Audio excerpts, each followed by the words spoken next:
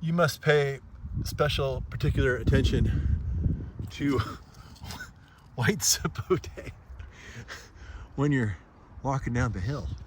I just yeah. Yep.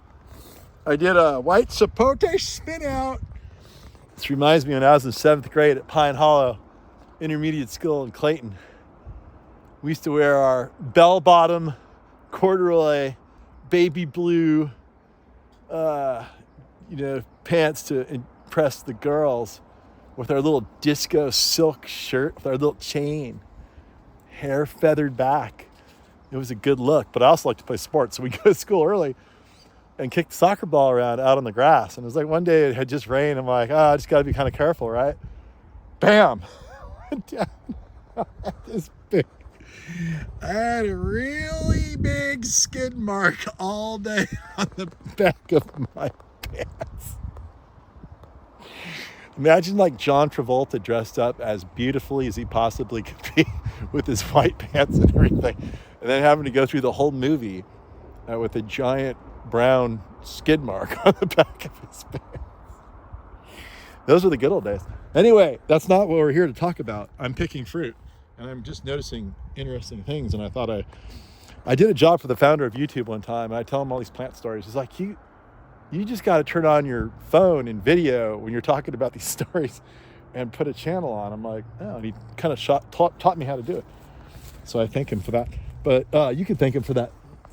How many people have been tutored by the founder of YouTube himself to start their YouTube channel and, get it going, and told me how to do it and how long it should be and how often to post. I'm posting more often than he suggested, which is probably annoying to people. But anyway, here we go. Let's talk about the next item of business here. This is a Fuerte tree. It's on my hillside in Lafayette. If you've watched my videos, you've probably seen a lot of this hillside.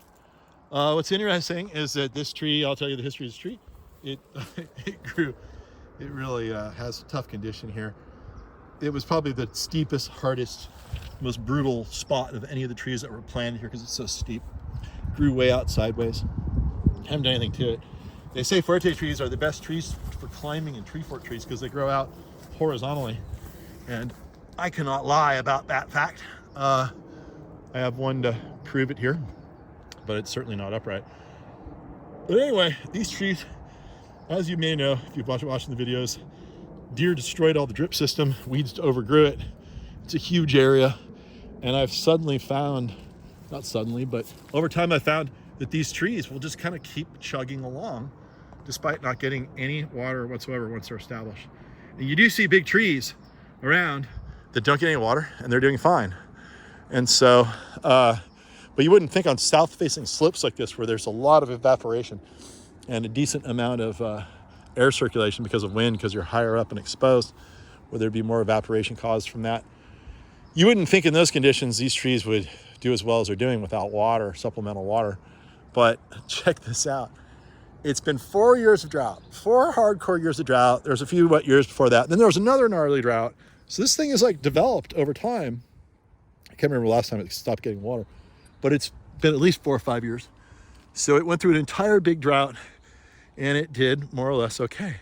Now, we did get a massive amount of rain this year, which ended the drought, as we all know. However, the fruit that's on the tree right now, case in point, I'm gonna slip down and kill myself. Case in point, is drought created fruit.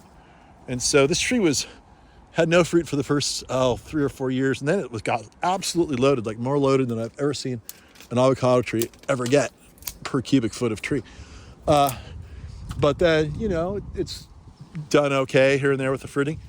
But look, I mean, it's pretty remarkable that you can get any fruit at all on a tree that doesn't get any water at all in Northern California here. And that's the difference between Northern California and Southern California. In Southern California, this tree would probably die because it's hotter down there and there's less rainfall. But here, there's more rainfall and it's cooler. So, once these trees are established, they really can kind of chug along. And you're going to get way more fruit production, don't get me wrong, if you water these things. But if you don't, you still get fruit production. So why wouldn't we want to just plant these all over the place, like in parks and stuff? I mean, I don't want to keep feeding the homeless people like pigeons, so they're, whoa! So more of them come from all over the nation. But it is an idea. You know, if you have fruiting trees everywhere, you don't really need to feed anybody. It's like, they can just go out and pick their own. I'll probably pick them before they're ripe because they won't know. They won't watch my videos, but they should. There's more and more over there and over here. And look, over there. So what do you say we pick one? Pick in. There's probably 25 fruit on this tree. So that's, if you eat avocado a day, that's like a month of avocados from a tree that gets no water, no fertilizer, no nada. Look how beautiful this fruit is. Show you how big it is. There it is. At least my big ugly head. And that's just another example of dry farmed avocados in Northern California. I think if you were, and look, we haven't even mulched it. No mulch. If it had a 6-inch layer of really good mulch, then I think it would even do better because it would insulate the ground, keep the moisture where you want it, and provide it some nutrients as that stuff decomposes. So anyway, dry farming avocados on the hillsides of Northern California is viable.